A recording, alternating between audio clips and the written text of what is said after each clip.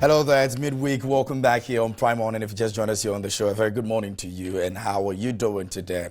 You ready for the day, or you're still contemplating whether you're ready or not? Well, make the decision right now because the time is ticking and, the clock is moving as fast as it is. It's not going to wait for you, all right? So put yourself in that mood and get yourself going. It's time for us to check the front page of the newspapers and have our major conversations here on the show. Earlier, we told you some of the things that we'll be looking at this morning here on News Flash. But before that, let's say a big thank you to Nutri-Snacks this morning for making it possible for us to have a conversation. Go ahead and grab yours and enjoy. It's very delicious and nutritious as well. And it's something that you can always make, your morning tea and all of that with, all right? So, yeah, if you're a tea person in the morning, that's what you need. Go ahead and get yours and get it in bulk, Walk into any supermarket and say you're looking for Nutri-Snacks and you're going to get it, all right? Step Up is still showing on Joy Prime. It's on Sundays at 7:30 p.m. Make sure you make a date. People are winning money. They're enjoying themselves. They're having a good time and all that. You can also be a part of that excitement, all right? So just go ahead, 7:30 p.m. every Sunday. George Kwe will be there to ensure that you're treated nicely, all right? So go ahead and have fun with that. And Big Chef had the auditions yesterday, and it's looking pretty good. The coming days, we're going to be announcing the final 12 that will be in the competition. It's something you need to make sure that you're also watching when we begin, all right? So watch out for your 12 contestants, those who are very skilled in the kitchen. They're just about making you some very, very good recipes. And so do well to tune in when we begin with the entire program itself, all right? But we're done with the auditions. We told you that the auditions was going to happen after the entries, and we're done with that, all right? So, yeah, watch out for the amazing things that will come with Big Chef. We're going to move on and check out the front pages of the newspapers. I introduce my guest in the studio to you, and then we look at the major issues. So we start off with the Daily Guide. Daily Guide this morning on the front page, it says a Focus third trial set for December 5th. And page 3 has got a story on that as well. The big story over here on the front page, Baumia fires Mahama over a 24-hour economy. And also, Speaker's residence not sold. And 8 dead in Nkwanta clashes, curfew imposed. That's the front page of the Daily Guide today.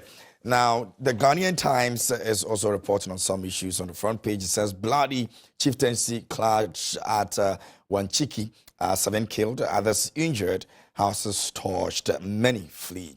And 20 traffic controllers, 31 cables vandalized in Accra. And that's the non-functioning of street lights. And page 13 has got a story on that. Ghana records $200 million trade surplus in the first half. Trade reports on that. And recapitalize distressed state entities to propel growth. ICU speaks on that as well. So that's the Ghanaian Times this morning. At the back page on something on sports, Black Stars fall to Comoros in World Cup qualifier.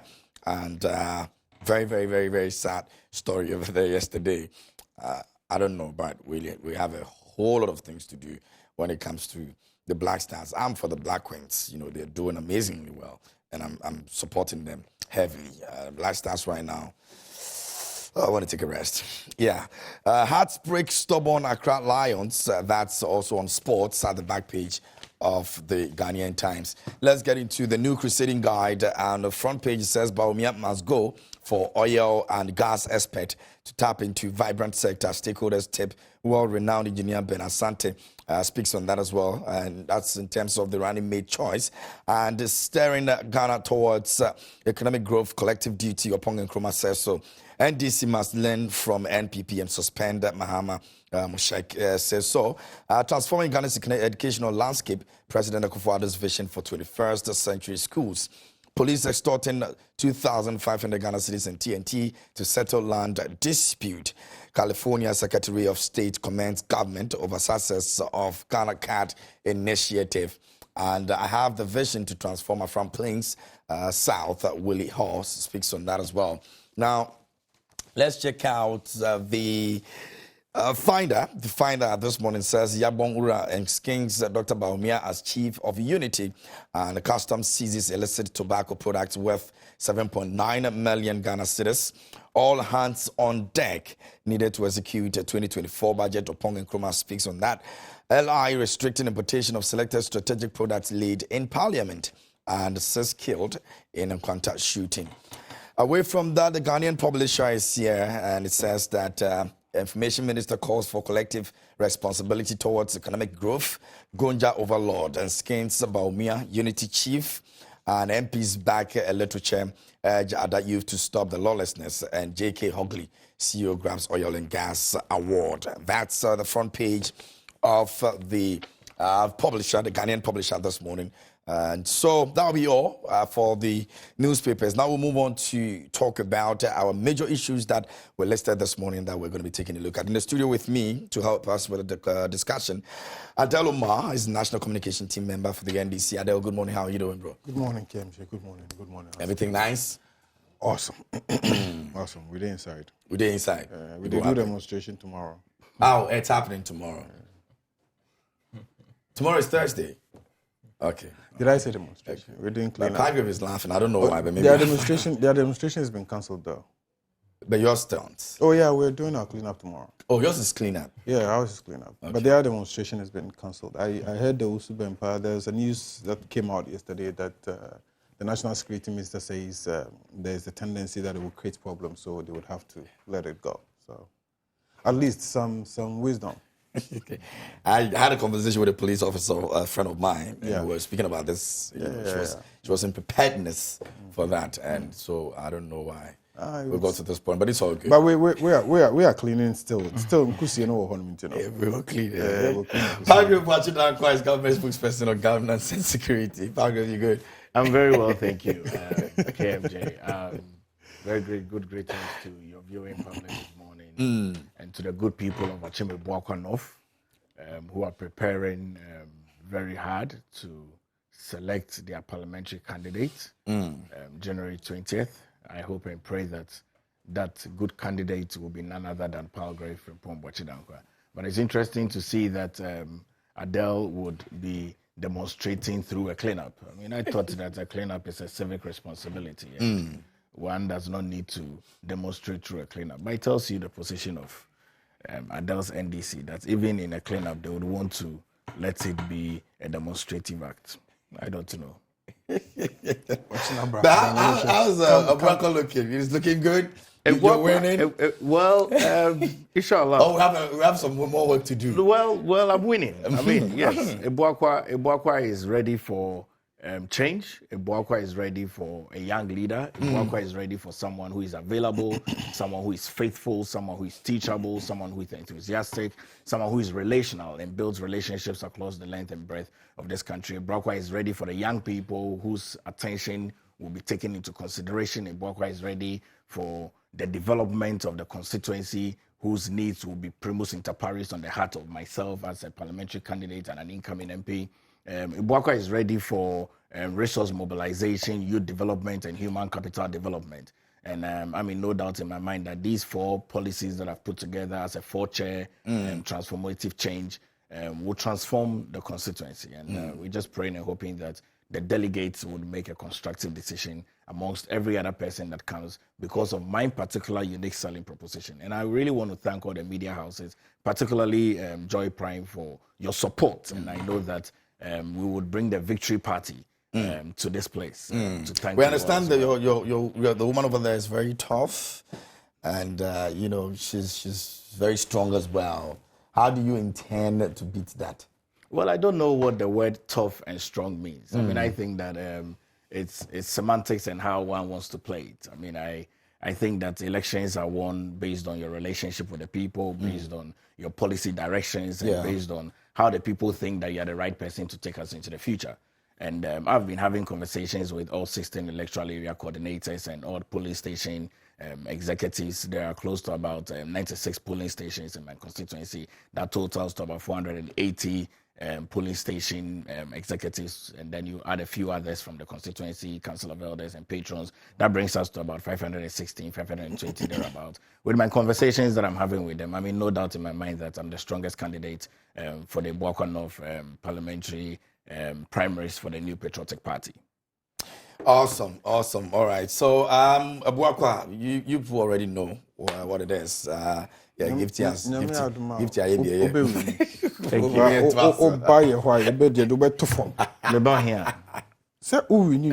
when you win with the MPP, now we meet you.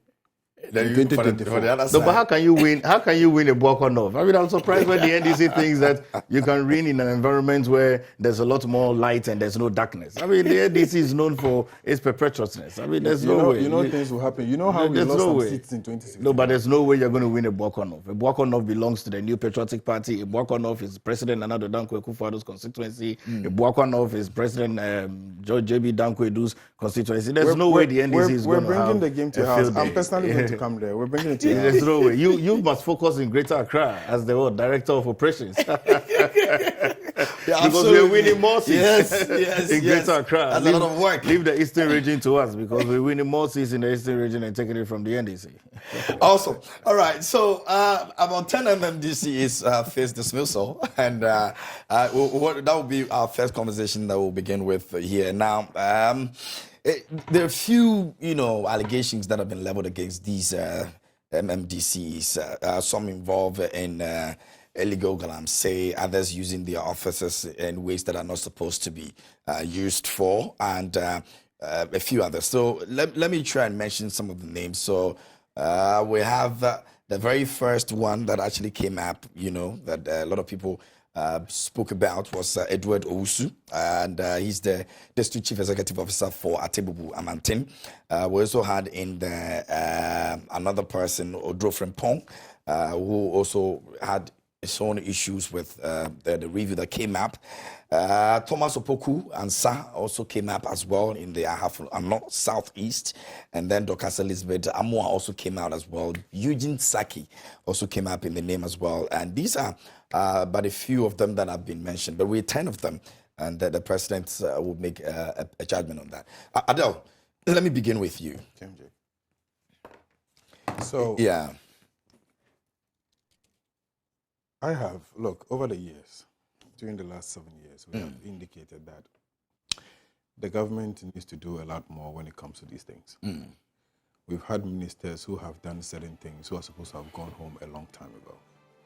I believe that when you're running a system, people are given the mandate, they're supposed to act in a certain way. And if the people are not acting in those ways, there is no point keeping them in that place. I mean, someone would have wondered that why would it take all this while, for the government to now start thinking of, the last 12 months left. Now let's see who we can sack and how we can fine-tune things and put people in the right places. I mean, once you set up your government, you start with it. People are given the mandate to do a certain responsibility. Once that responsibility is not being fulfilled, you let them go. It's that simple. But look, remember the issues of Afolekwe when we started in this country and spoke about the fact that some premix fuel was supposed to get to a certain fishing area and never got there, and nobody was sacked, nobody was punished. I mean, who does that? Once you realize that there are certain things that are going which are unacceptable, you're supposed to sack them. It's that simple. And for me, I think that if there's enough evidence that these MMDCs have not acted, or these DCs have not acted in ways they are supposed to act, and there's enough to show that their actions are not in support of governance, their actions are not in support of what ought to be done. I mean, I think it's just the right thing to do. This is not something that we would even have to discuss into. I know of one Charles Owusu, right, who they said that Atebubu area. And of course, we're also hearing that some of the reasons why the president is sacking them is because there's some divisiveness, between themselves and party people are basically, complaining.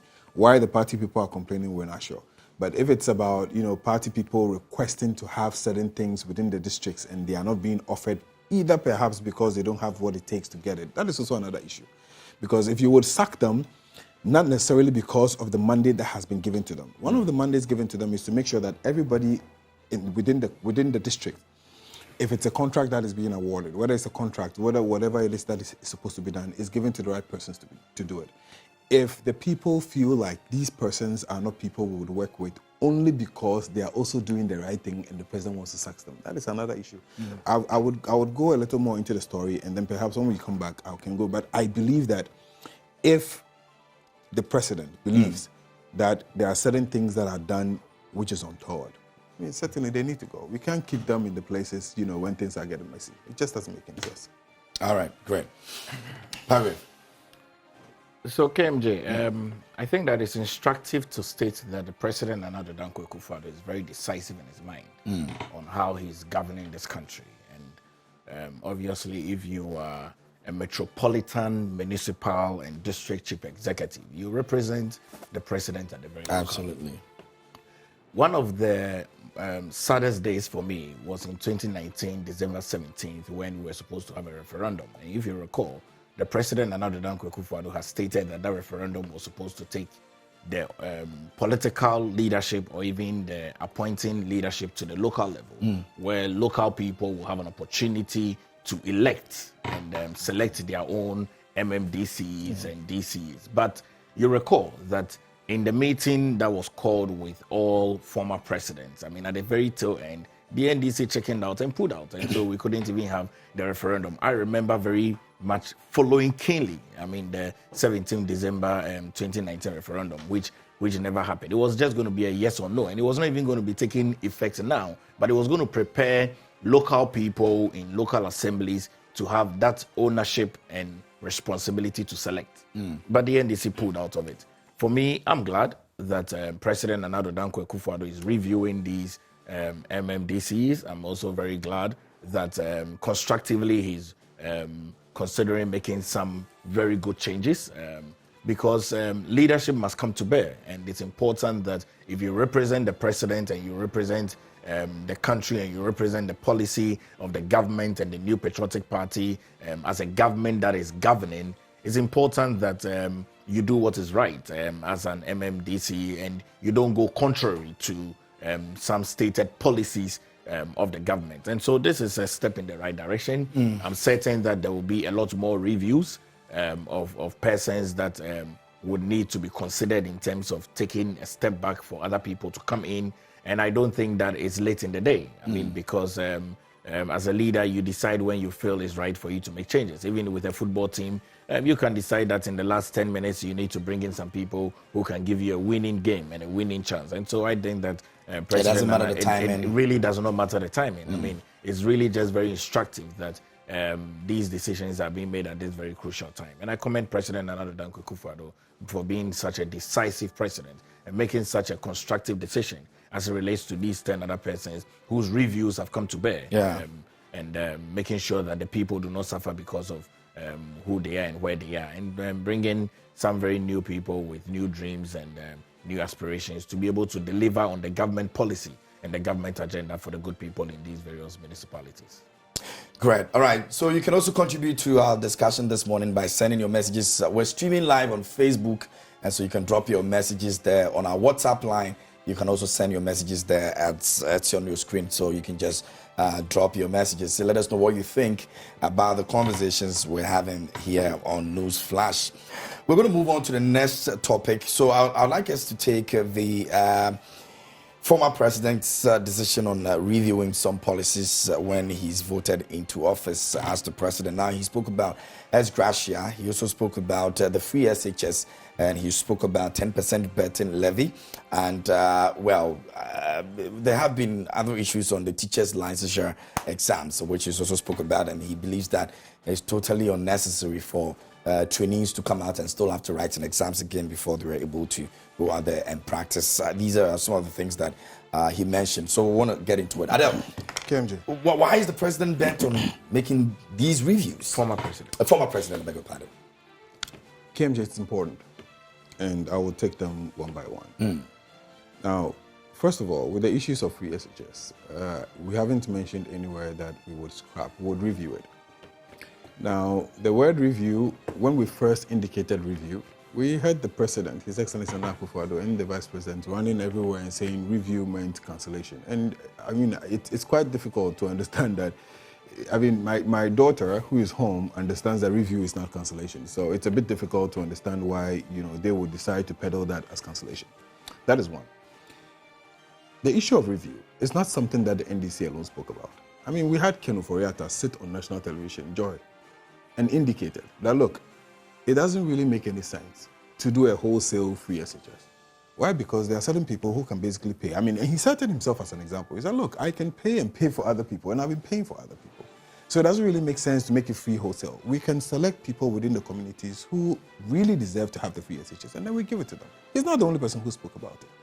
Adokufo spoke about it at the time and indicated that, look, this thing, the way you're running it, that is not how it's supposed to be. And we told them, before they started the process, that, look, in order to get this thing done properly, you need to put certain things in place. That was why when we decided to do the progressive free senior high school, we said, let's start by putting up infrastructure. Because you need infrastructure. I mean, it totally makes sense. So what we're saying is that we want to do a review of the free SHS. We're not cancelling. It is going to be in place, but we have to review it in order for the children to have the best of it. Did you know that as we speak today, those that went into free SHS right from 2020, they're no longer writing West African examination, the WASI. We don't join the WASI to write it. No, we're writing what we call the GASI. This time around, we've done a local system where our children are writing. On what basis? How are you going to be able to compare their performance? If assuming that they were writing with WASI, how do you know how they are really performing? But we know that part of the reasons why you would do this is because, of course, you're looking for ways to say, so you have a ways of, but put these kids on the WASI exams and see what is going to happen. So we're saying that, look, let's review it. Let's come back. Let's put them back on WASI. Let's see how we can put a few things in place to make it more, acceptable. And then the kids would also have some peace of mind in schools. We talked about the issue of licensure. Licensure is there. Look, I have said this, and I think I did that conversation here on the show, where I indicated that, look, if you believe that people going into training colleges and studying for 4 years and coming out, they still do not have within them the skills they need in order for them to be able to enter the class and teach, what do? It is that 4-year system you need to work on. You need to work on that. You need to find a way to make sure that what you want imbibed in them is imbibed in them within that 4-year period. You don't wait for them to finish the 4-year period. And then now, after they have written their final exam, you say it is not good enough. And then after that, you come and then you do another exam, and then you see from it. We had said that one of the reasons why they did that was because they don't want to pick up the teachers. In the past, what used to happen is that once a teacher is done from the training college, immediately they are posted. Now, you go through the licensure exams, then there's a lot of sieving. Then we take out some few percentages, and we say, okay, these are the ones that have passed. Isn't it for the betterment of the kids or the students that eventually these people will I'm not disputing.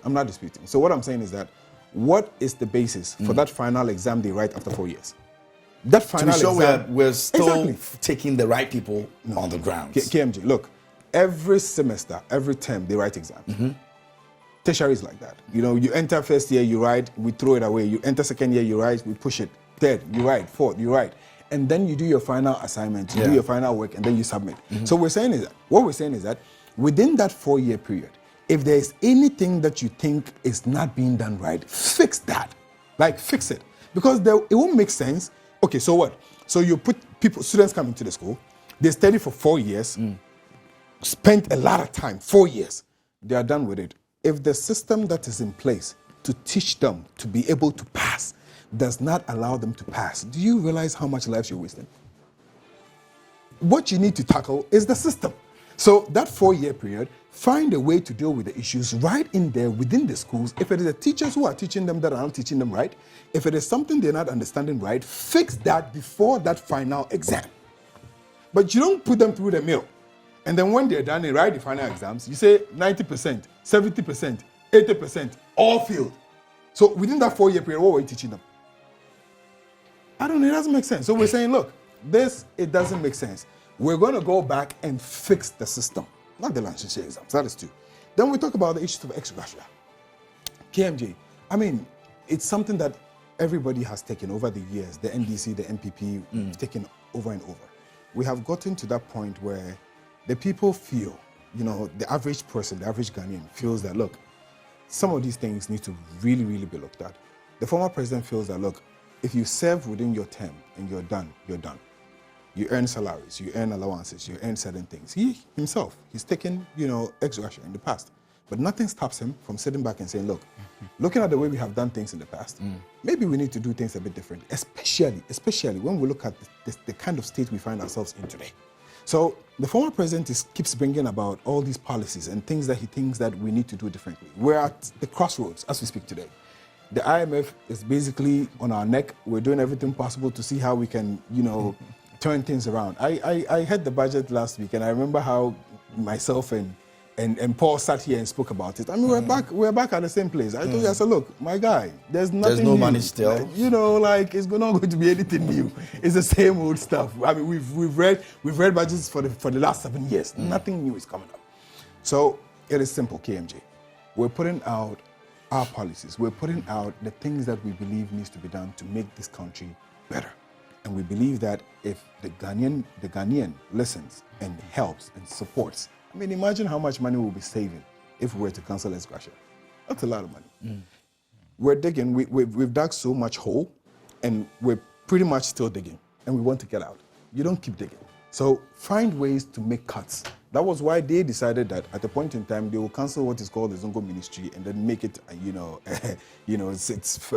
set it up as an agency. Of course, I mean, the Zongo Ministry has been cancelled, took it out from being a ministry and then, set it up as an agency. That was why some of the ministries, you had to cancel them. That was why at the point in time you decided that, you want to reduce the number of ministers that you have because you agree that where we are, we need to probably start coming up. Simple. You still want them to reduce the ministers? I mean, we are saying... They have done something nice, but you still want them... We are saying we'll do 60. So if they can come down to 60, even better. It gives us, a better competition. If they come to 60, we'll figure it out. You think that's not an opposition talk? No. It's not something that... No. We've said things in the past and we've done. We would not be able to do everything 100%, but every time that we have said we will do something, we get it done. Look, we don't rush into doing things. When we say it, we plan it. They are the ones who like to rush into doing things. They get up and then they just go to the market. And I've given you several examples with the free SHS. When we wanted to do progressive, we said, let's do infrastructure first. Today, we're talking about 24-hour economy. They say, how are you going to do it? It's not possible.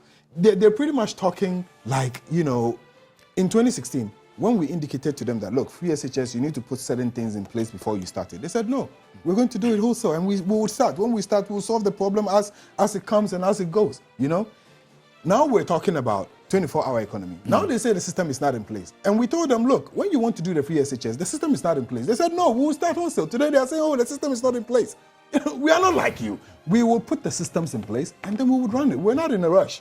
We're going to get this thing done, bit by bit. And by the time you realize...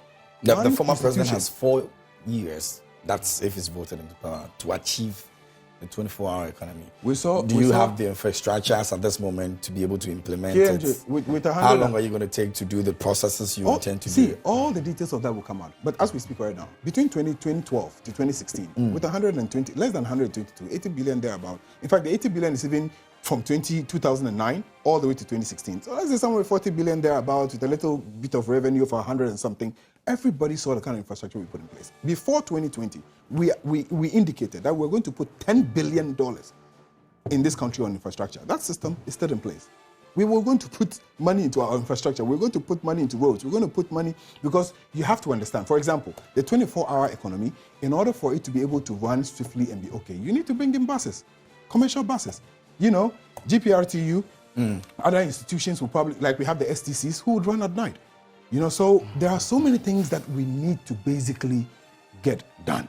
In order for the 24-hour economy to work, we would have to put certain things in place. And then we had, of course, the vice president indicating that the 24-hour economy is already being run. I mean, it doesn't even mean, he talks and then mentions chop bar. Says there are chop bars that are running 24 hours and filling stations running 24 hours. We're talking about scale. But I would wish that they can show me one chop bar in Accra. The vice president can show me, because sometimes I really would wish to go out around 12 midnight and get some fufu. You understand? But it is not there. So if there's a place they can show us, perhaps we'll all start trooping there. So what we're saying is that don't poo-poo it. If you want to poo-poo it, that is fine. You can do that. But for us, we're saying that, look, we can get it done. And we're doing it. Patrick. KFJ, Dramani Mahama reminds me of someone who is going to defend the thesis and didn't prepare very well, honestly. Let me start off this way. There are policies that our government and the government of President Nana Addo Dankwa Akufo-Addo has brought to being. The policy of free SHS, which has been heavily invested in, impacted close to about 5.8 million young people who otherwise would not have had an opportunity to continue their education from the basic level. The impact of that is astronomical. It's not any decision that was made by the NDC or Dramani Mahama.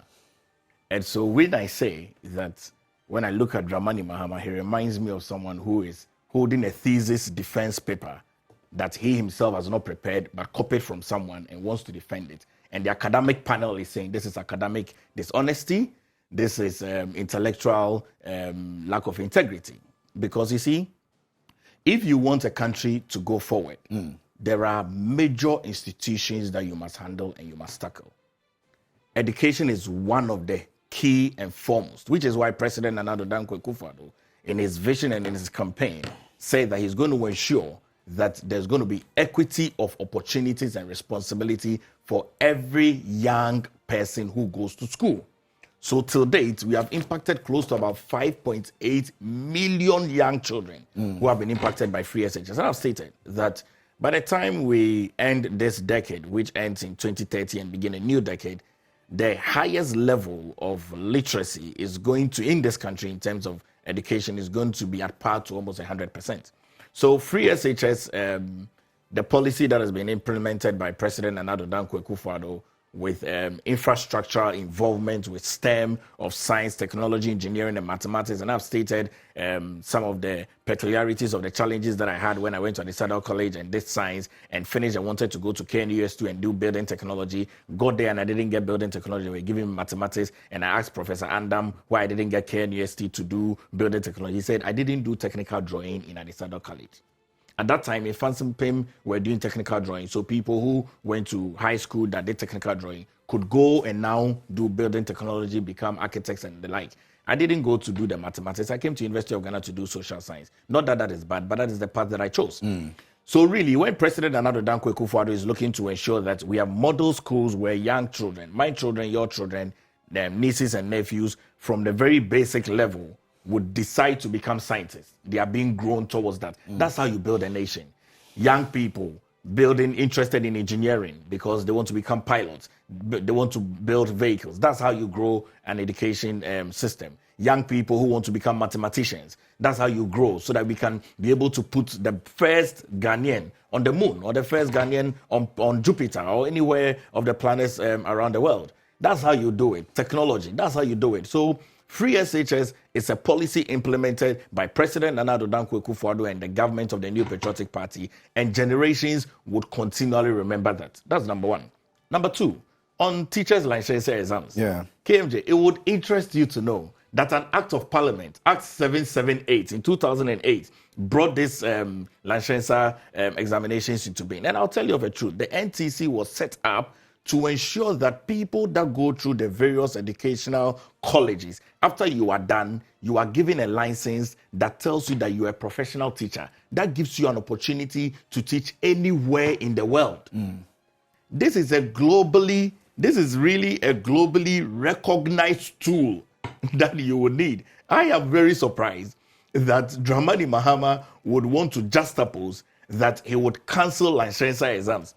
I tell you, the rationale behind licensure exams is to ensure that people understand the methodologies, people understand the pedagogical teaching methods, and people are ensured that people are licensed well. So that when we transfer a teacher from Volta region and send the teacher from Volta region to Eastern region, we can be assured that that teacher from Volta region to Eastern region is licensed well and is teaching the children very well in the Eastern region. Likewise, if we transfer a teacher from Zavlugu to Accra, we can be sure that that teacher is teaching creditably. And there are results to prove that sometimes when the people go through the various sections, and we know how it is in this country, licensure exams, desirous cancellation is a threat to every single teacher in this country who seeks to lift up their professions, who seeks to have more opportunities across the length and breadth of this world. And I'm in no doubt in my mind that the Ghanaian people will not even consider Dramani Mahama as a next president from 2025, because some of these policies that he's bringing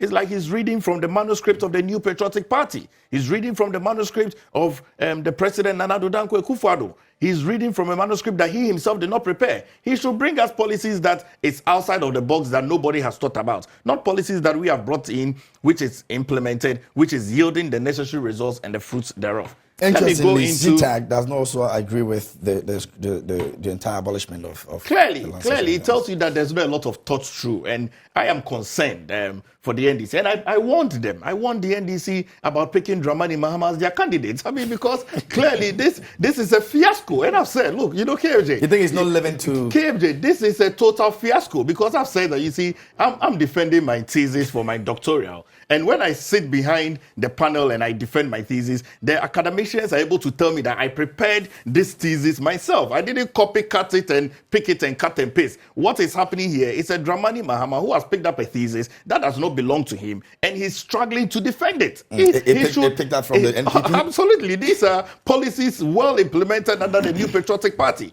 Let me move on. Into the other issues like 10% of sports betting that he wants to review. KMJ, every government that is worth a salt will look for revenue mobilization baskets. Revenue mobilization baskets. You will not, in your frame of mind, decide that you would review a 10% betting. And I'll tell you, go into the streets of Accra, go into the streets of Kufridia, go into the streets of Kumasi, get into the streets of Tamale, go into the streets of Ho, get into the streets of Takrady, move across the length and breadth of this country, go to Shehi also, go to Bono, and look at the devastating young people who are deploring their lives because of betting. When government puts in a regulatory scheme, and I tell you, I've reviewed the betting policy, I have sought to see that this is the right direction for the government to go. In the same way that we realized that there were close to about 44 million SIM cards in this country, which is more than the population of this country, which meant that if you take away children from the 32 million people in this country, about 16, 17, 18 million people had 2, 3, 4, 5 SIM cards.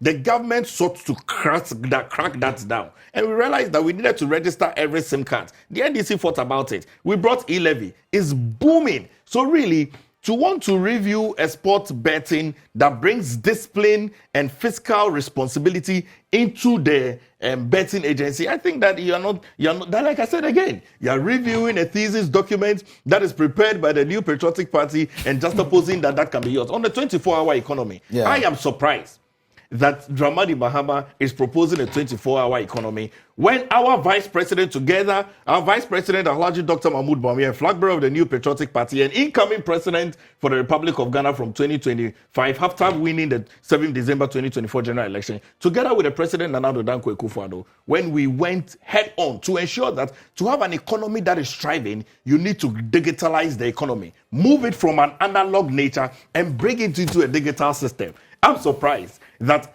after having implemented the heavily digitalization drive and agenda, after having ensured that we put this Ghanaian economy on a 24-hour drive, Dramani Mahama now comes to review our thesis and pretends as though it is his thesis paper that he has not prepared. And he's saying that he's going to run a 24-hour Ghanaian economy. Today, when you sit in your house at 2 a.m., you can send money to anybody in this country through mobile money interoperability, which they wanted to do it at a whooping cost, and we did that at a very lower cost. Clearly, this is a policy that is implemented by the government of President Nana Addo Dankwa Akufo-Addo. The 24-hour economy is working. Today, we have e-pharmacy. So, look, yesterday night, I was looking for medication to buy. E-pharmacy, just by the tap of my phone, I was able to buy the medication because we have e-pharmacy. It was delivered to you? It was delivered to me. So really, I'm surprised. Hospitals are working 24 hours. Police security services are working most of them 24 close hours. at 10 p.m. Majority of the pharmacies do not close. I'll tell you, there's a pharmacy at East Legon EPCL that works 24 hours. You can call them and check. Moving Pick Pharmacy that works 24 hours. There are a lot of things that are working in this country 24 hours. I'm surprised. And like I've stated, is it because the NPP didn't come out boldly to say that, okay, this is a 24-hour economy that we're running? No, if you have put the... And we're now saying it, and so Mahama bringing it looks like, it's something we've been running all this while. Just because we didn't say it. That is why I'm telling you that we have a thesis paper we have prepared and we are defending it before the academic panelists, and they have said that the work of President Nana Addo Dankwa Akufo-Addo with the Vice President Alhaji Dr. Mahmoud Bawumia and flag bearer of the New Patriotic Party, they have passed this thesis. They need to be accredited with their doctoral or their professorial. This thesis paper is not a thesis paper that Dramani Mahama prepared. This is a thesis paper that Dramani Mahama has picked and reframing it and rebranding it. I mean, you know that he's a communication expert. I mean, he speaks very well. So he's rebranded it and said that he's doing a 24-hour economy. This 24-hour Ghanaian economy was thought about by Alhaji Dr. Mahmoud Bawumia to ensure that we digitalize it. He's never mentioned it anywhere that we are running a 24-hour. Be fair with me. If you have digitalized the Ghanaian economy, if you have sought to ensure that the system works 24 hours, what have you done? If you have ensured that people can apply for passports at 1 a.m., what have you done? You have digitalized the economy. If you have ensured that ports and harbour is digitalized, you have digitalized the economy. If you have ensured that birth and death, children that are born, do you know that in this country, every child is born every microsecond? If you have digitalized it and ensured that every child that is born will have a unique ID address, unique ID number, you have digitalized the economy. So that translates to 24-hour economy? Of course, because you have put the system in place. And really, KMJ, let's be truthful. Let's move the conversation into the public sector. There are people in the public service today who work effectively within the period that it has been given unto them. Okay? The world is moving forward. AI is coming to replace human beings that are lazy. You know that. AI is coming to replace human beings that are lazy. So when Dramani Mahama says that he wants to run a 24-hour economy, he's going to run a 24-hour economy with saying that people should come to work from 8 p.m. to 12. In this country, we have doctors and nurses and pharmacists who run shifts. Hospitals, hotels, they run shifts. I know a hotel around Rage, they run 3 shifts. So really, what is this 24-hour economy? It is a rebranding of what we have done. And it is the hard work of ensuring that the economy is digitalized. When we came about with digitalizing the Ghanaian economy, they said that Alhaji Dr. Mahmoud Bawumia has run from economy and is doing digitalization. People never thought that the next industrial revolution is beyond industrialization, but it is digitalization. This was thought about by the flag bearer of the New Patriotic Party, and number 2 to Nana Addo Dankwa Akufo-Addo, the Vice President of the Republic of Ghana. So really, I've stated, and my position is very clear, that Dramani Mahama is reviewing our thesis paper that we have already presented. And giving it names and giving it names and rebranding it. And he's not even able to defend it well. I mean, you can see how Adele is struggling with defending their own 24-hour policy. But this 24-hour policy is already implemented by the New Patriotic Party, which is why we have advocated very strongly that John Dramani Mahama is bad news for Ghana. I have stated that John Dramani Mahama is bad. That is why I said it was wrong for the NDC to have appointed John Dramani Mahama as their flag bearer. They could have been a better candidate. There were so many better people in the NDC that they could have brought up as flag bearer to be a competitive edge to bring about a unique selling proposition. But Dramani Mahama hasn't got that unique selling proposition. Alhaji Dr. Mahmoud Bawumia, and I tell you, we are not even there yet. But Alhaji Dr. Mahmoud Bawumia, for me and to the Ghanaian people, have shown that indeed, he's the right person to lead this country because we have sought to ensure that the system works. We've digitalized. Look, the things that we were digitalizing, they were using it to laugh at us. Today, they are now coming and claiming that they are happy. I tell you, look, somebody in anywhere in this world can send money. Today, my siblings can send money for us to be able to do infrastructural projects in this country through mobile money interoperability. It's that easy. Ask somebody when was the last time they received Western Union. It's now changed. Now you can receive money from Abrochi on your phone. I send money to my cousins in Russia who are studying. I send money to them from my mobile money. It's not easy. So really, people can travel with a Ghana card. So the things that we have done in this country, that is already a 24-hour economy. And let me tell you something. Oh, yeah, tell me. You see, wrapping up for me. Why? Why?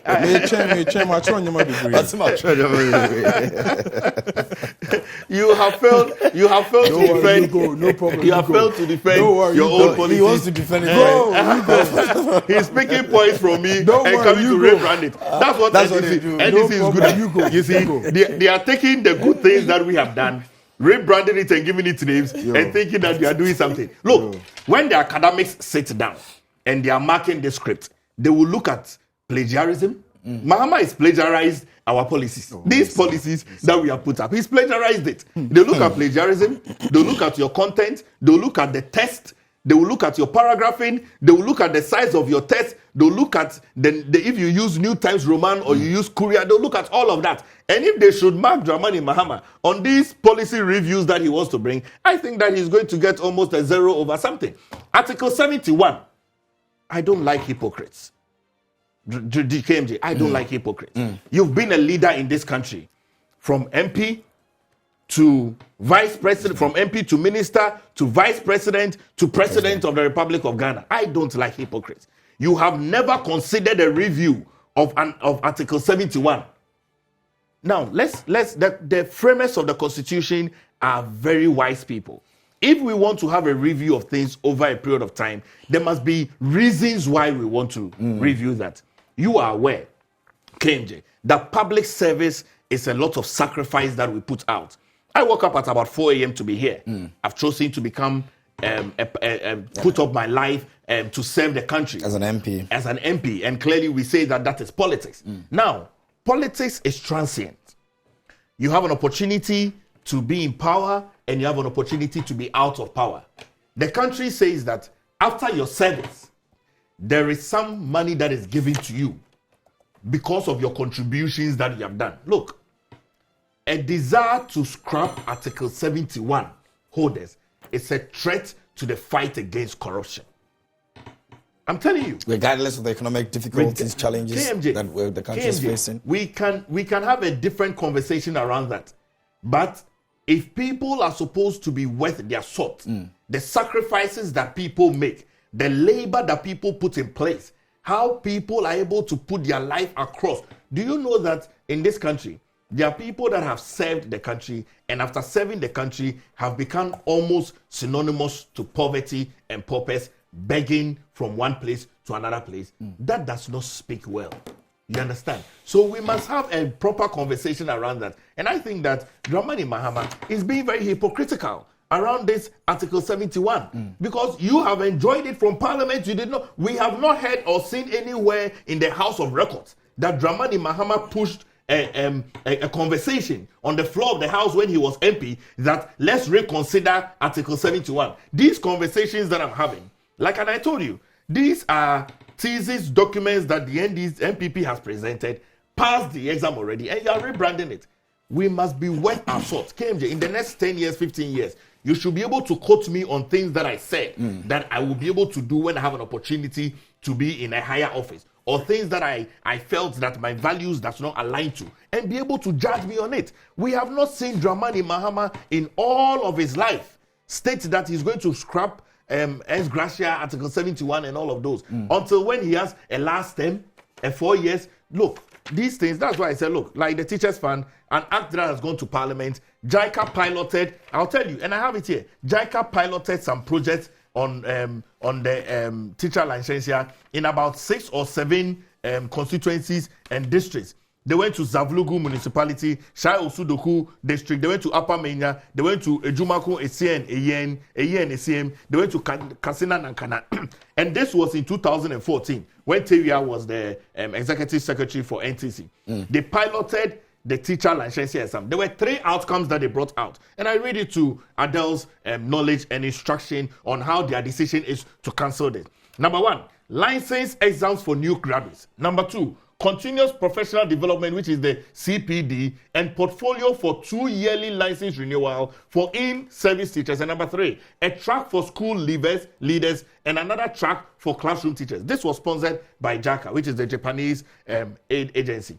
So if you clearly look at these investments that have been made in this country, it's as though Dramani Mahama wants to take us back. He wants to retrogress the country. We want to move forward in this country. We will not allow anybody who put us in darkness for 4 years to tell us that he's going to run a 24-hour economy when he could not even put on the light for even 24 hours. We sat in this country. KMJ, I don't know whether you were in this country or you were not, but I'm sure you were. We sat in this country. People had to take responsibility to go and bring generators. People had to buy fuel. And you know that we experienced doom, so not because we didn't have money to power our light. So really, this whole conversation, I think that we should move beyond it. Okay. Maybe the Ghanaian people in the next election should consider the New Patriotic Party as the party of choice, because this New Patriotic Party is the party that bleeds for the country. It's the party that thinks about the country. It's the country that is empathetic about the country. It is the country that has developed this country. It's the country that has put the structures and the systems in place to ensure that somebody wants to ride upon it. But this riding upon will be run upon by the New Patriotic Party. All right, I'll come back to you. Let me get a few messages from Facebook. Let me engage our viewers a bit. We've got some messages on Facebook. You can also send us yours. We're streaming live on Facebook, so it will be easier for you to watch and send your messages over there on our WhatsApp line as well. You can also do the same. So, Star Eye says, good morning. You're doing well. Greetings from Wa Municipal Upper West Region. JM has nothing to offer Ghanaians. Give me the NPP man number. He's put his number there. That's my number. All right, Star Eyes, he will pick your number from here. Philip Abuchi says, in the 2024 election, Ghana is too big for Bawumia to rule. Ghanaians are looking for a serious-minded person to rescue them, not a joke person. Today, Bawumia and unqualified NPP communicators are laughing at the former president's 24-hour economy. The good people of Ghana know Mr. John Mahama had more experience than Bawumia. Good morning, everyone. Abuchi Philip from Keta. He sent this one to us. Can I have another one? Okay, so Jisenu Soda Rex says the Lancashire exams for teachers is very good, but my problem is how it was implemented. When you take the nursing Lancashire exams, it is done after the last semester of the trainee talk of the doctors and physician assistant to do their Lancashire exams as same as the other body council. Edward Amma says NPP has no news for Ghana. Chichi by the NPP and NPP man only shouting about things Mahama has said. NPP. All right, can I get the next one? Now, Hamza Mohammed says, good brother, for God's sake, please tell the NPP man in your studio to tell us his line of duty at the presidency because our taxes are used to pay him. I am told he the spokesperson on governance and security. Yes, indeed he is. What does that mean? He should tell us. Hey, I also want him to tell me what Dr. Bawumia is promising. They are saying they are going to provide Ghanaians with blue economy. I beg you, let him tell us the meaning of blue economy. I beg. I am watching with keen eyes open. Hamza Mohammed sent in that one. All right, so that will be some of our comments on Facebook. You can also send yours on Facebook as well and on WhatsApp as well. Adele, KMG. So let's try and find a definite point to wrap up this topic and then move on to the other. Let me start with, first of all, it says equity for every young person. Equity for every young person. It's been almost 3 to 4 years now. Students in the GSS don't have textbooks. You sit here and talk about equity. GSS, textbook, Ebinyo.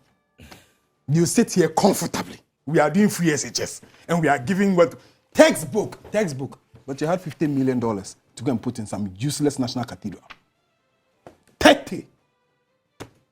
One. Let's go. He says what?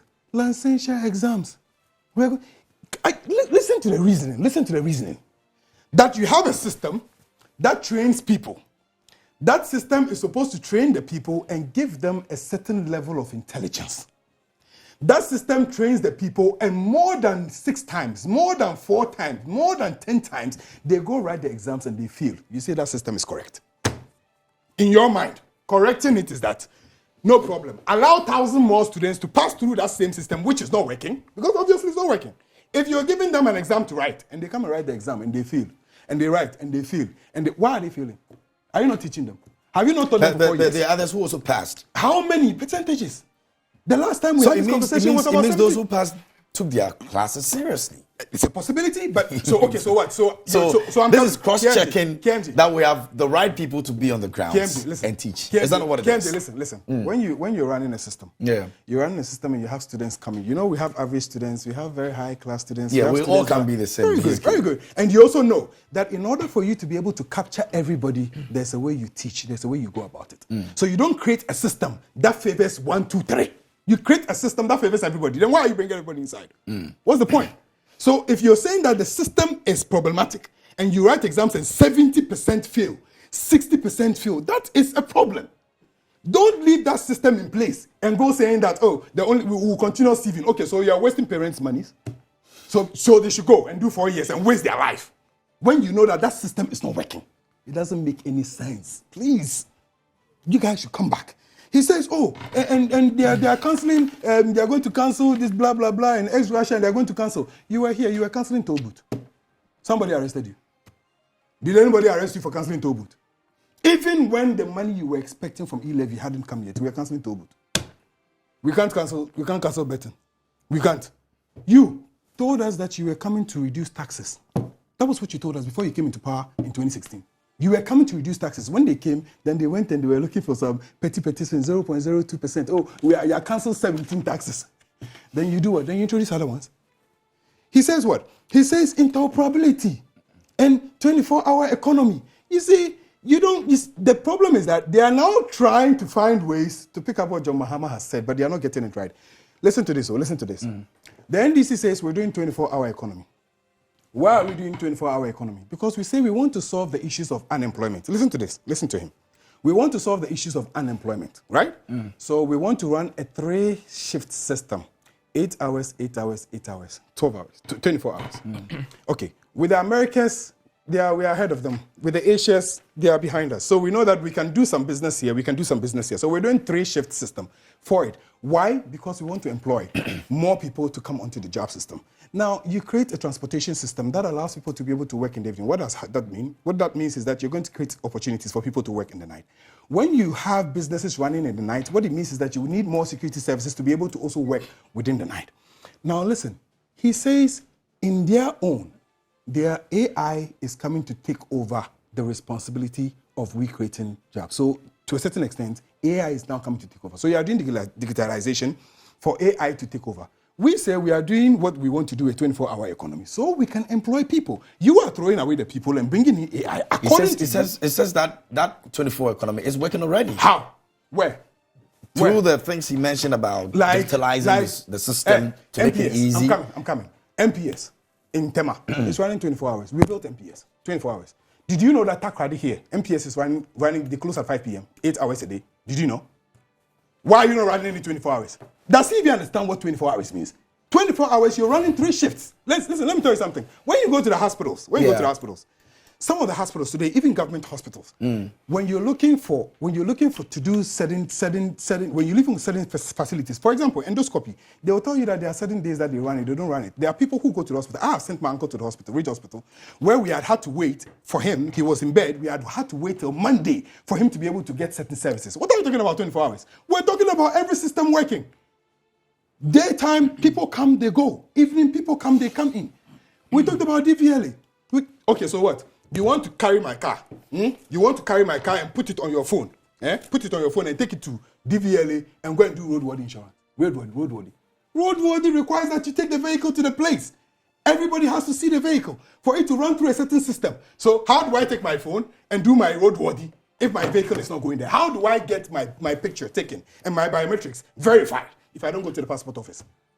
Don't do these kind of things. And then he says what? Interoperability, and we introduced it. What are you saying? Before you came, Momo was not running. What was the argument? What was the issue about? Momo was running, but it was on a certain limit. Interoperability. So this makes it easier for you to send from one network to the other network. KNG, did you know why we set up what is called a data center here, right here at STC? Do you know why? Do you know why? Did you build it? There was a reason why. In fact, at a point in time, we were taking up call centers for countries outside of Ghana.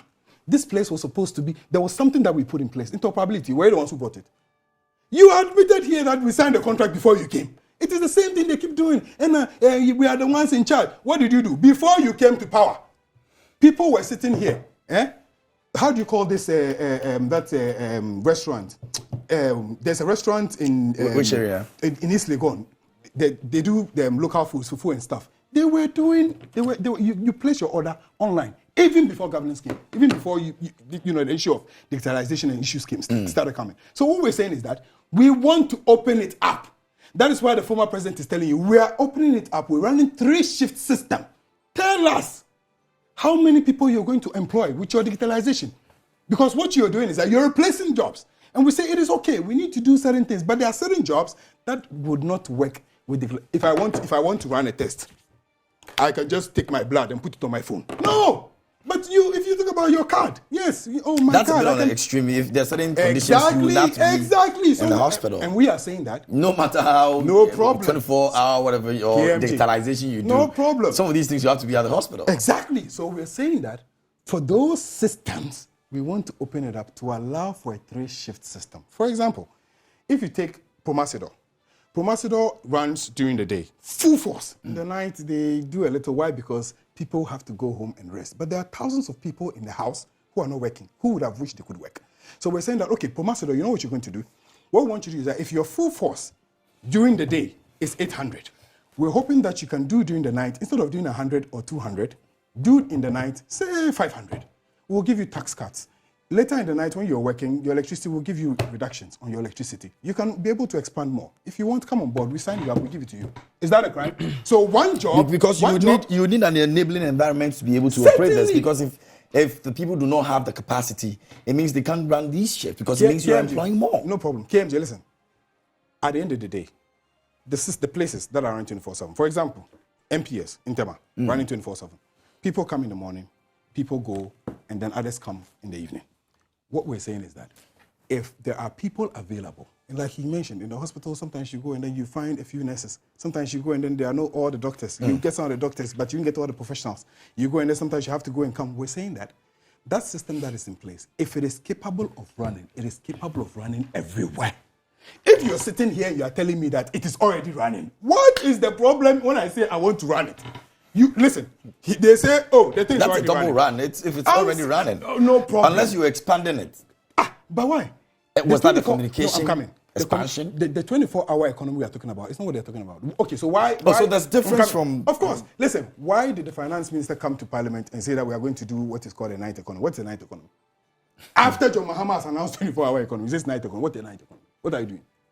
And then he sits here and says, "Oh, AI to get rid of lazy people." What are you talking about? We are saying that one institution give jobs to 3-4 shifts. If you're doing 500, at least now we can know that we can be able to do 1,200, 1,300. This one comes in the morning, they do something. This one comes in the evening, they do something. This one comes. Some of them would wish that they can actually do some of these things continuously. The reason why they can't do is that they cannot be able to afford it. If they can, look, there are times they have delays. There are times we start in this country and then you go and then you're looking for farm work, so farm work are shorted. Why? So we're saying that open up the space, allow for more people to come into the space, let us get the job running. In any case, KMJ, in any case, let's say that, okay, 24-hour economy is already running. The vice president says there are chop bars that are, today, I'm asking them, I don't know, I'm asking. He says there are chop bars that are running 24-hour. They should show us where those chop bars are. But if there are chop bars running 24 hours, and we say, okay, we are going to make sure that more chop bars work 24 hours, is that a crime? You are talking about AI. You are talking about removing people and bringing in AI and digitalization. Let me state something. You see, we need to be very serious. Hypocritical. We really need to be very serious. I have done some studies about politics and political parties. I have the greatest respect for the opposition NDC. But I think that they are getting a lot of things wrong. KMJ, let's profile Ghana, okay? Profile it. Ghana is not Greater Accra. Neither is it Kumasi or Takrady or Koforidua. Let's profile Ghana. The economy of Ghana. Let's look at Ghana as an agrarian economy, okay? Let's go. Look at Ghana that is a demand-driven economy. So if there is demand, you would have people who would ensure that whatever demand that you have is given unto you. Okay? Let's consider that people in various sectors can give you a 24-hour service when there is a demand, because you have profiled the country. let's see that Dramani Mahama himself, who said he was going to run a 24-hour economy for the private sector, backtracked that statement and said it's optional. Because there was not a lot more thinking into it. Let's look at it. That the government of Ghana and the government of President Nana Addo Dankwa Akufo-Addo, with the flag bearer of the New Patriotic Party and the Vice President of the Republic of Ghana, Alhaji Dr. Mahmoud Bawumia, brought about the Ghana.gov, which is essential services that can be done online. So really, look at service delivery in the public sector. Look at researches that has gone on about the efficacy and efficiency of public service workers. And look at how we are constantly ensuring that the public sector and the public service is effective with diligent people who will come to work at the required time and close at the required time. So when you profile this Ghanaian economy, an agrarian economy, a demand-driven economy that is already on a 24-hour scheme, and you are wanting to state that your 24-hour scheme is going to give people employment, you should tell us how. How are you going to get the various ministries, departments, and agencies to work with large numbers in the night? How? Tell us how that this country has been running all throughout this while with the inception of the New Patriotic Party's government from 2017 till date, having put up that infrastructure and system to ensure that we have the foundation laid for a 24-hour economy. Tell me how you have profiled this Ghanaian economy. The New Patriotic Party has profiled the Ghanaian economy. We understand the economy.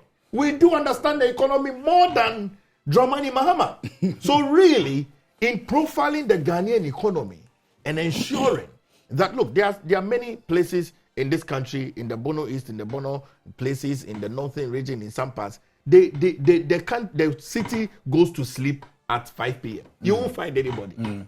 So in the conversation around running a 24-hour economy, which our government has implemented and is already going, our government has focused on essential services. So that places that go to bed at 5 p.m., when you need essential services, because of how we have put that platform in place. Today, do you know that when your electricity runs out, you can go to the ECG app and buy? You can track when you bought it, and you can track when the light is given to you. You can do same for Ghana Water. So really, you see, the things that we have done, which we are already commended for by the academics.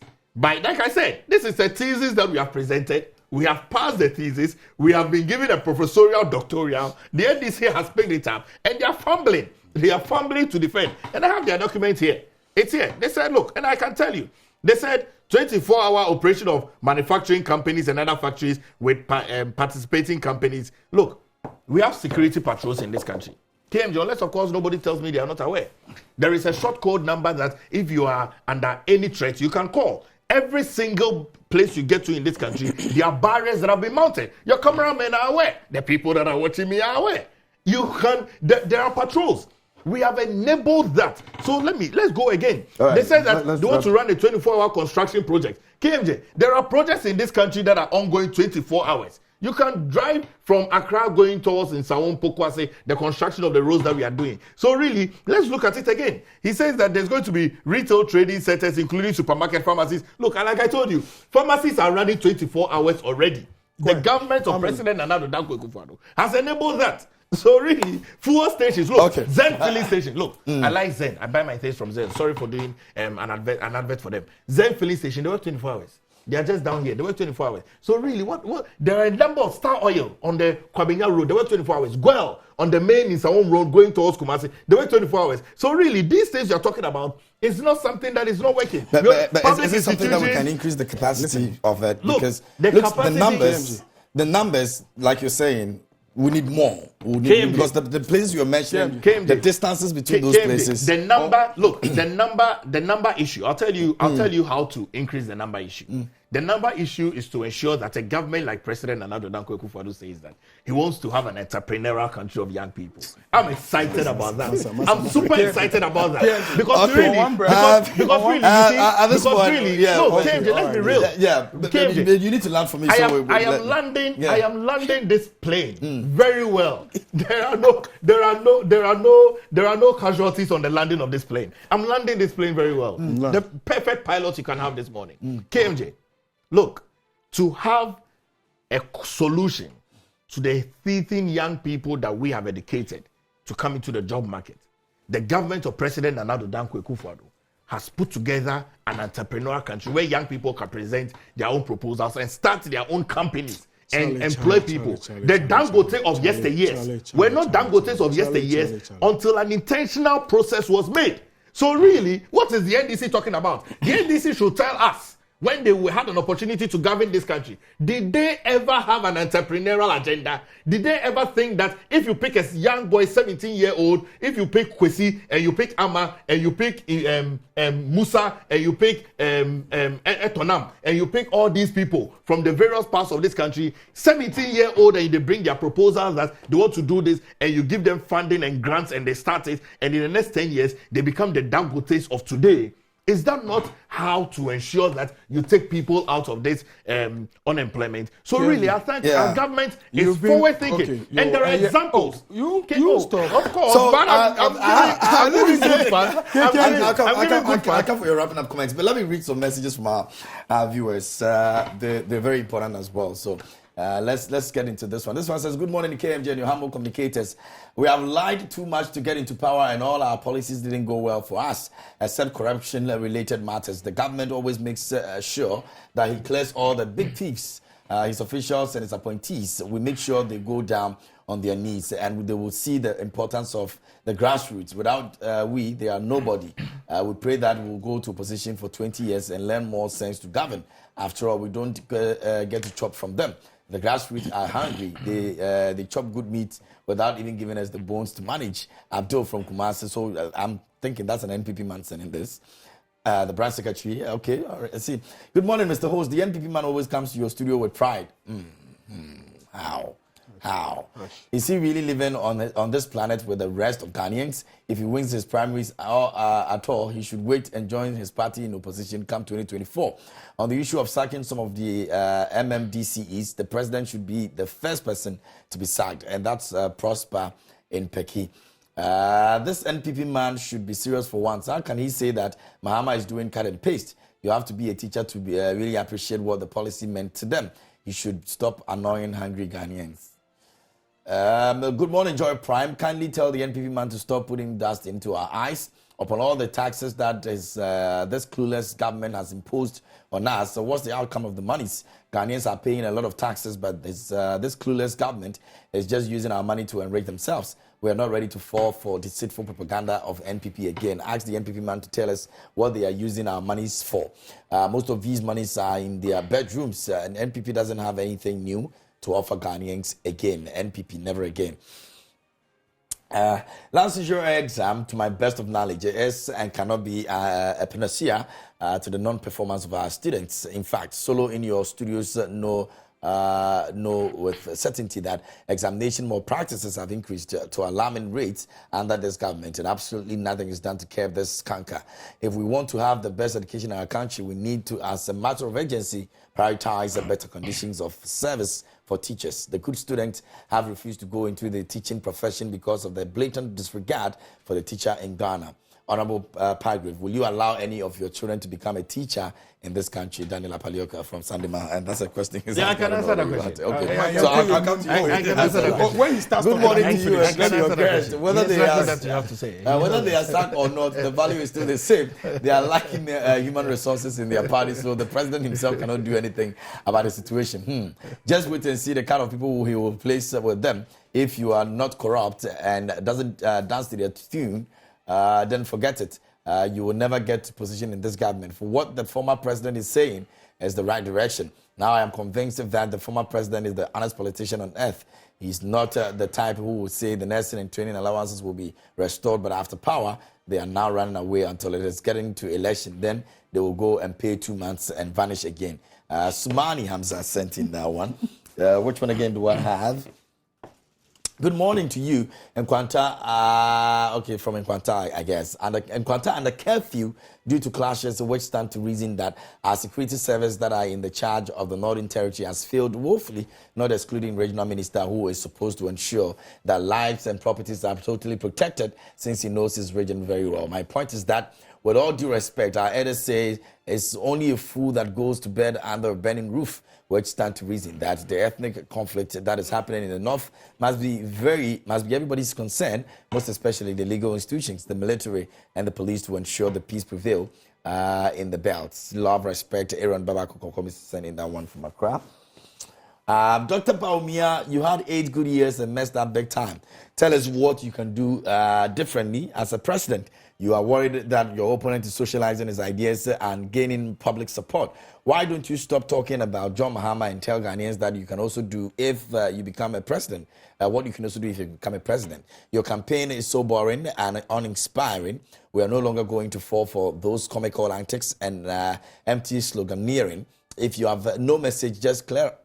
Okay. John Mahama will never cancel a free SHS, but rather will make it work better than the shoddy work of President Akufo-Addo. Regards to the Queen Mother of Social Bekwai, Nana Abena Eniwa II. And kindly try and, put a little bit of decorum in your messages when you're sending them so we don't get to those points. Good morning. Teachers are not against the licensure exams. However, how it is written is questionable. The licensure exams is written after a year or 2 when one completes teacher training school, and it doesn't make any sense. Compare the teacher licensure exams to that of the doctors and nurses. We agree with John Mahama. John Mahama will get more of teachers' vote if he introduces health and rent allowances to teachers. Teachers are knowledgeable professionals with less incentives in Ghana. Richard K.Y. Mensah sent in that as well. This one says, good morning. Teachers are not against the licensure exams. However, how it is? Okay, I think I've read that. Do we have another one? If not, we may have to proceed to wrapping up for this morning. I guess so. All right. So those were some of your comments that came through this morning. We really appreciate. We would have loved to speak about the insufficient incubators that is leading to death of preterm babies weekly at Gomwa Fete. That's a very sad story coming from Gomwa Fete. And we would want the, okay, it's okay. I think I've got 5 minutes more to actually do this. All right. Because it's very important that we talk about this as well. So, gentlemen, can we now turn our attention to some health issue and see this let's do that. Very serious issue? Let's do that. Yeah. Gomwa Fete is going through a lot. Preterm babies are dying. I mean, daily basis. We've got cases that, in fact, parents are even now scared to even do with the alternative that has been presented to them because they feel that eventually they're going to lose their babies. KMJ, before I go there, my final message is just simple. Listen. Adele.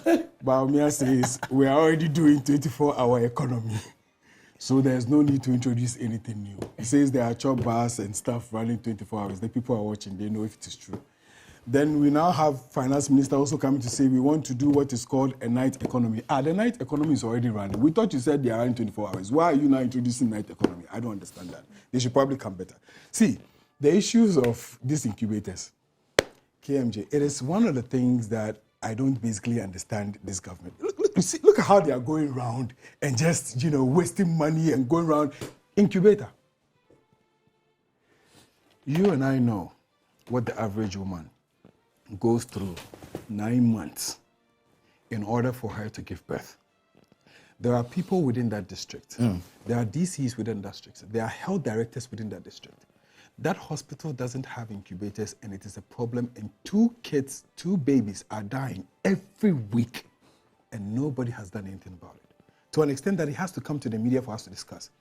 So much such that when they were interviewed, some of the parents said that, look, it gets frightening. Why is it frightening? Because you go to the hospital, you deliver your child. After you deliver your child, the child is taken away from you to be placed inside the incubator. They have to wait till the following morning to go and rush in there. Sometimes you get there and you see mothers crying. Sometimes you go there and they tell you this one just lost their child. Yeah. So for the child to even be taken away from you that night or that day after you have delivered, and you lying down, the trauma you have to go through, not sure whether your baby is going to survive or not survive. How do you put people through this? How? Incubator. How much is one? How much is one? How much is Power Grid salary? Incubator. I mean, who does that? You know, and then they come and sit and they talk and talk and talk. And when they are talking, they just talk. They just keep talking. Look at where Baumia is. Says he wants to be president. This hasn't come to his attention. Incubator. For me, I think that, look, this government has outlived its usefulness. It's about time. And you see this momentum we have picked up, we're carrying this momentum into next year's elections. Whether they like it or not, it will be a free and fair elections. Nothing more, nothing less. The people of Ghana deserve better, and we're calling on the president if he's watching. We're calling on the vice president if he's watching. We're calling on the health minister if he's watching. You start here and give $4 million for a project to be done during COVID at San Lugu in the vice president's constituency. Till today, after paying $4 million, not one brick has been put on the ground, according to auditor. You can't buy incubators. All right. Okay. So, KMJ, you see, when we're discussing issues of progress and development, and it's mixed with emotions and the fact that government cannot buy incubators, I think it's neither here nor there. KMJ, let's have a very intellectual, healthy conversation, okay? How are preterm babies born? Preterm means that babies are born either premature, and so they didn't either reach the 38 weeks. I mean, I have children, so I know the number of weeks that you need to go through. We need to have a holistic conversation. We need to check the ages of these mothers that are giving birth, because across the length and breadth of this country, there are teenage pregnancies. Teenage pregnancies, when you get pregnant in your teen and you are not too grown and too matured, you are likely to have a preterm baby. Even when you are grown and matured, there may be health implications and underlying issues that can cause you to have a preterm baby. Sometimes, when you are also pregnant and you don't take care of your health very well, you eat everything based on your appetite, you are also likely to have a preterm baby. You know, KMJ, I have promised myself that by the time I get old, I will go to medical school and become a medical doctor. Because my father was a medical doctor. And the reason is that, you see, medicine is important for everyone to study. So whilst we discuss incubators, we need to also discuss how are preterm babies born? What's the percentage we have in this country of preterm babies? How has it reduced over the years? And what is government's intervention? I know that the sitting First Lady of Ghana, the Rebecca Ekufuado Foundation, Her Excellency, Madame Rebecca Ekufuado, has done a lot of contribution on incubators, even to Konfuanochi Teaching Hospital, built a whole children's block. I also know that Peace FM, Kwame Sefakai, has also donated incubators to these. I'm also aware that Asasi Radio, the Asasi Radio Foundation, has also donated incubators. So there are a lot of support that comes in from various aspects of the Ghanaian citizenry and their benevolent acts in ensuring that these children are saved. We cannot, KMJ, I cannot sit here and not sympathize with the lives of those people that are dying. But we also need to have a holistic conversation. We need to go in and find out, how old are these mothers? How are their eating styles? Because the medical doctors will tell you. How are their eating styles when they are pregnant? How are their lifestyles? How are they diligently taking their medications? Because I know people who don't like to take medication. If you don't want to take medication, you will not be healthy. You will not have a healthy baby when you don't take your medication. If you don't drink water like you are drinking for 2 human beings and you are pregnant, you are not going to have a healthy baby. So let's have a holistic conversation around this. We would look into this issue as a government. We would also ensure that young people don't get pregnant. We would also ensure that we advise the nurses and the doctors and the midwives and the obstetrician gynecologists to continually ensure that pregnant women even participate in the antenatals. So there are a whole lot of conversations that must be had. I know people who are pregnant and Ishre. When you Ishre, when you are pregnant, when you give birth, there will be chalk on the eye of the child. I'm telling you gospel truth. There will be chalk. And so you need to put your child in an incubator so that your child, the eyes and the rays from the incubator and everything can clear off the eyes. So there are lots of conversations that we can have around this. And we can't politicize this. This is why I've told you, NDC is a big problem for this country. So lack of Very well. incubator, lack of incubator is now heading you into this place. Whether you like it or not, somebody will come with a preterm. So we're telling you that in the hospital, they're saying lack of incubators is why the babies are dying in 2 a week. Deal with that and come back and deal with all these issues. You need. So it's a two-way thing. Exactly. They need an And we need to incubator. look at Deal all with the- that. all the Deal two with things. that. If you say a Konfonachi has incubator, the problem is not Konfonachi. The problem is here. 2 babies a week. They need incubators. Give them the incubators. Come and let's have a conversation. Whether you like it or not, people will still come with preterm. So while the preterms are coming, make sure the incubators are there so that at least those that come will survive and not see a problem. Very well. As at the past 15 years, the highest referral center that we've had when it comes to preterm is the Kolebu Teaching Hospital, and the rate is not looking good. The past 15 years, if you want to look at it from 2003 to 2019, we've had about 9.3% to 18.9%. So, indeed, it's a big issue, and Kolebu being the highest referral center, having this kind of percentage, you can imagine the other places that do not really have the support and what they'll be going through. But we're putting our attention to Gumwafete this morning, and we empathize with all the families that have to lose their child, with regards to insufficient incubators that are not able to help sustain the babies. But that will be on the note that we'll be saying goodbye to you on News Flash this morning. I'd like to say a big thank you to the gentleman that made it to the studio this morning, Paragraph Wachidankwa, speaks for government on governance and security. Big salary. And welcome off. Someone asked me about when I wanted to be a teacher. Yes. Your child. Your child will be a teacher. 23 years ago, I began my career as a teacher in university primary school as a teaching assistant. Okay. And I still teach.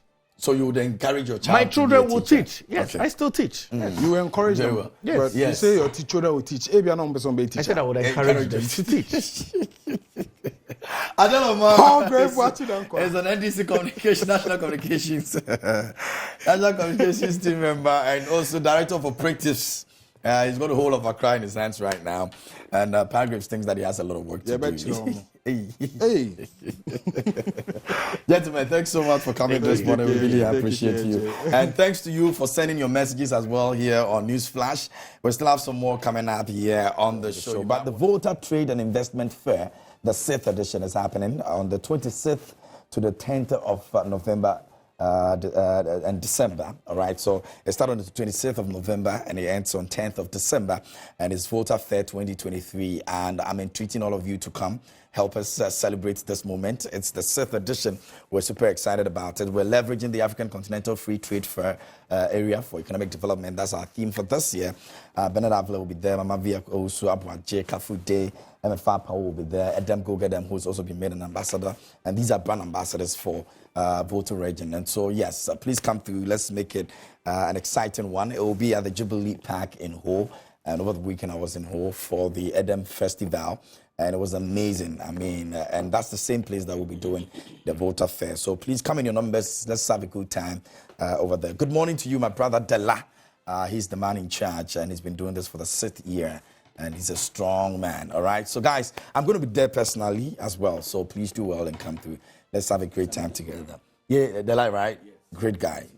Oh, great guy. Great guy. Yeah. All right, so that's the Volta Fair. Guys, please do stay. My name is KMJ. We'll have some more for you here on the show.